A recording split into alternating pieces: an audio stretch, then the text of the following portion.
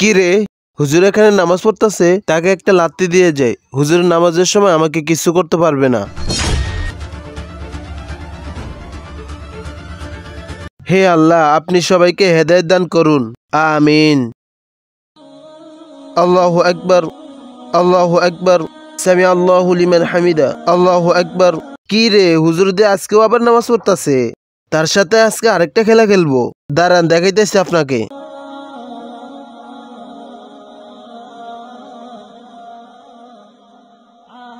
এই জঙ্গলগুলো আপনার মাথার উপরে ছিটিয়ে দিতেছি, কেমন লাগতেছে? এখন বেশি করে নামাজ পড়ো।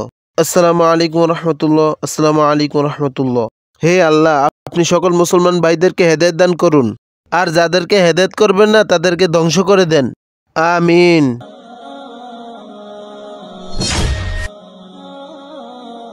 আরে, এটা ওই লোকটা না, যে লোকটা আমার নামাজে প্রতিদিন ডিস্টার্ব করতো? এই লোকটার এই অবস্থা কি করে হলো?